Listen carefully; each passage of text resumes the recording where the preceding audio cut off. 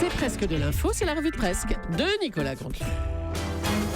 Et c'est Marc-Olivier Fogiel qui est avec nous ce matin. Bonjour Marc. Bonjour Julie, bonjour Natacha, Valérie Darmon est là.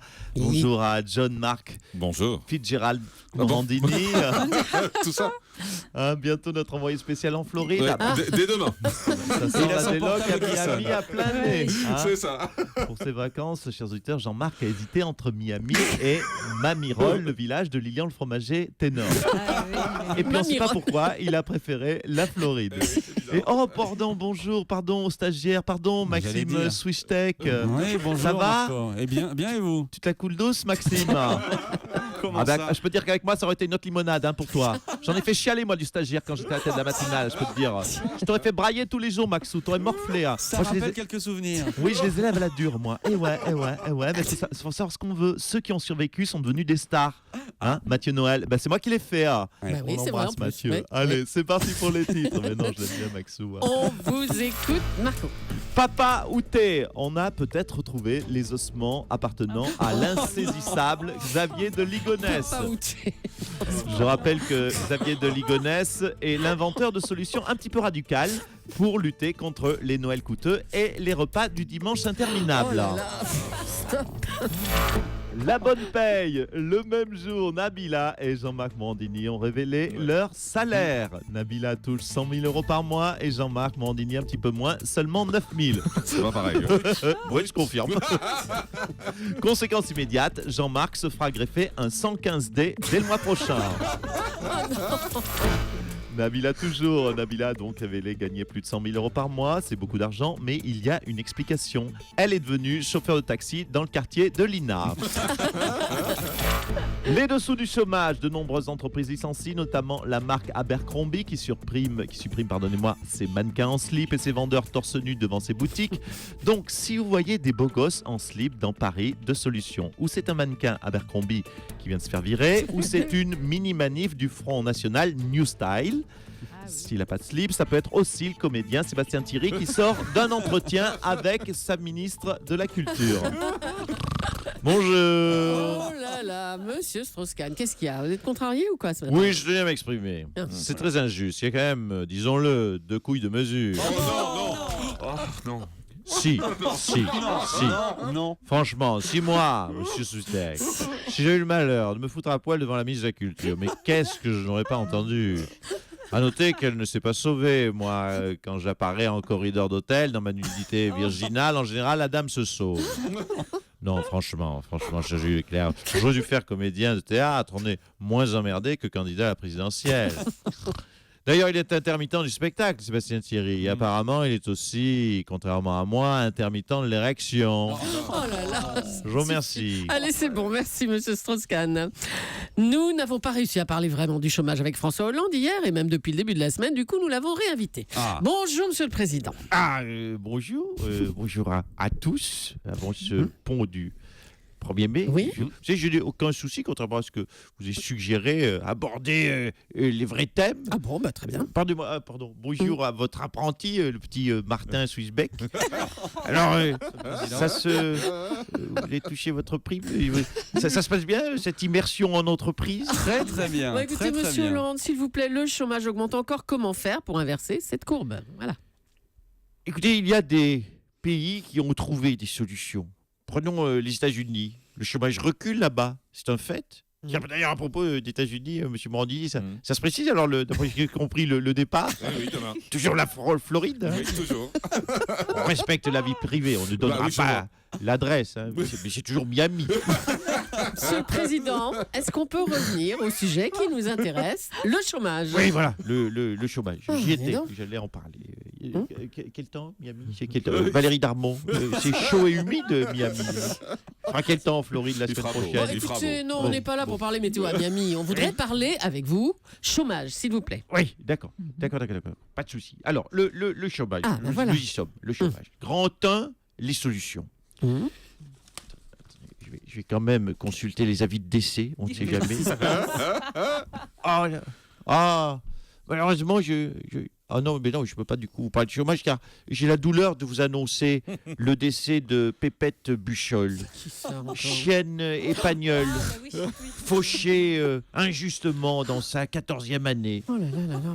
Je me demande d'ailleurs, Julie, si c'est pas la chienne de Paulette Buchol Bah, qui vous nous en- a quittés en début de Oh là là, semaine. vous en parliez hier, oui. Oui, parce que souvent l'animal se laisse mourir de chagrin. Bon, écoutez, Et Héro a failli me faire le même coup quand je l'ai abandonné. Ah mais il touchait plus sa gamelle. Bon bref, revenons au sujet qui nous intéresse. Bref, Pépette Buchol. Pépette, nous ne t'oublierons pas, écoutez, Pépette. monsieur Hollande, La République se souviendra toujours de ton poil soyeux et de ta truffe humide, Monsieur Pépette Hollande, Buchol. s'il vous plaît, s'il vous plaît. Pépette, victime innocente d'un lâche attentat automobile. Bon, bah écoutez, laissez Nous tomber, ferons on n'a plus le tout, temps. Non, nous, on n'a plus le temps. Les forces républicaines Non, on n'a plus le temps de parler chercheront du chômage, sans relâche désolé. les auteurs de cet attentat Oui, bon, bah automobile. c'est vous. Allez, hop, ça suffit, on n'en parle plus du chômage. Comment ça, on parle plus du chômage alors, Mais on n'a plus ça, le temps. c'est tout vous les médias. On ne peut jamais parler des vrais sujets comme le chômage, l'économie. C'est toujours la course au scoop, au buzz. Mais écoutez, on n'a plus le temps, voilà, c'est tout. Merci, monsieur le Président. Oui. Autre chose, l'Hermione, cette réplique du navire à voile qui a conduit Lafayette aux États-Unis en 1780, va faire demain sa première escale au port de Las Palmas, c'est aux Canaries. Ségolène Royal.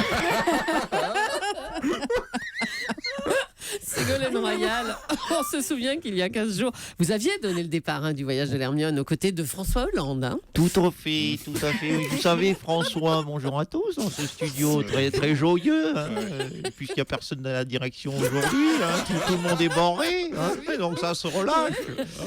Il y a moins de pression, mais c'est vrai.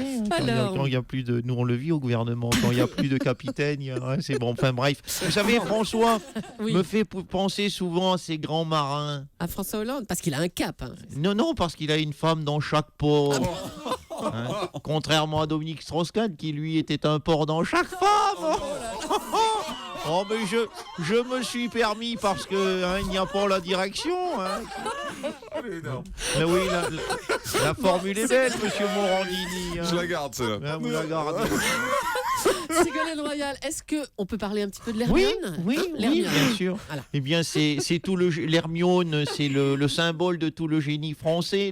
Les Américains travaillent sur la Google Car, hein, qui se pilote sans conducteur, entièrement guidé par satellite et de façon numérique. Et nous, en France, on relance les navires à voile de 1780. J'ai envie de dire sur votre antenne, vive la modernité.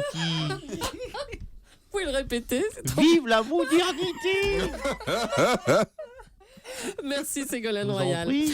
Et puis, on a appris la disparition de François Michelin. Obsèque rapido, bonjour. Vous voulez un hommage? Bah, un hommage, oui, allez-y. Oui, mais enfin, c'est le pont du 1er mai, là. Tu rigoles ou quoi? Moi, j'ai pas prévu de bosser. Bon, bah, allez-y. Bon, allez, parce que c'est vous, je vous le fais quand même. D'accord. Tu es parti, François Michelin. C'est un pneu triste. C'est un peu... Voilà, je vous ai prévenu, je fais court. Oh, bah, dis donc. Coupe. C'est Juste le un, premier juste mai. un jeu de mots, allez. Vous facturez pas quand même pour ça? Non, allez, je vous le Ah fais bon, gratos. Bon, allez, on va changer de sujet avec cette info plus légère, mais vraie. La victoire de l'équipe allemande à la Coupe du Monde de foot a relancé la natalité dans le pays. Angela Merkel, c'est vrai cette histoire? Ah oui, c'est vrai. Bonjour. Bonjour. Et 9 mois après la victoire de notre équipe, et les maternités allemandes, effectivement, affichent complet. C'est incroyable. Complet, oui, comme les pôles emploi en France. Oh, ça va. Humour germanique. Alors, selon vous, qu'est-ce qui a donné envie aux Allemands de faire des enfants? C'est la joie d'être champion du monde, alors? Oh non, c'est pas la joie, c'est l'alcool. Quand l'équipe gagne, on boit beaucoup de bière. Et l'alcool est un accélérateur de sexualité. Ah bon? Ah oui, et vous ne savez pas? Bah non. Ah, si vous saviez, moi, le nombre de fois dans ma vie où j'ai entendu « Angela, si je couche avec toi, c'est parce que j'étais bourré. » Ah, Maxime, vous voulez pas boire une petite bière ou même Non, un merci. tonneau? Allez, Jamais au petit Maxime. déjeuner. Allez, Après, Maxime. on aurait pris une petite chambre d'hôtel du côté de Stuttgart. Mais vous n'étiez pas amoureuse de Thomas? Ah, mais ça va, ça vient. Un porc dans chaque femme, une femme dans chaque porc, monsieur Morandini. Bon, allez, bon week-end, Maxime, alors, à Stuttgart. Merci, Angela Merkel. Jean-Marc Morandini a donc révélé hier sur son blog son salaire ici à Europe 1 et il tient à revenir sur cette information dans son Oui, émission. un petit peu, oui. Oui, je l'ai. Aujourd'hui, dans le grand bordel des médias, de l'actu, des pantoufles, des ustensiles de cuisine, du water polo, des brosses à dents, des pinces à tétons, des pinces à vélo, des pinces à linge. Oui, c'est un peu un spécial pince aujourd'hui. De l'eczéma, des bilboquets et des tartes au quetch. Nous reviendrons bien sûr sur cette info. Mon salaire, Europe 1, je touche donc 9 000. Oui, c'est pas très drôle. 9 000 euros par mois. Alors pourquoi est-ce que je touche 3 fois moins que Maxime Switek alors que j'ai plus d'ancienneté? Voilà, je mets l'ambiance dans le studio. Pourquoi Julie gagne-t-elle 6 fois plus que moi, 6 fois mon salaire, simplement pour donner l'heure? N'a-t-elle pas honte de rouler à ce point sur l'argent? Julie dort-elle sur un matelas bourré de billets de banque comme Picsou? Oui. La direction d'Europe 1 va-t-elle enfin m'augmenter? Pourquoi l'artisan qui construit ma piscine à Miami est-il si cher? Et comment veut-il que je lui paye si Europe 1 n'y met pas un peu du sien? Eh oui, toutes ces questions et pourtant aucune réponse. C'est dans le grand bordel. Bravo Nicolas. Nicolas Canteloup, qu'on retrouvera demain à 9h moins le quart sur Europe 1. Et bravo à ses auteurs, Philippe Cavrivière, Laurent Vassilian et Arnaud Demanche. Bravo à eux, effectivement.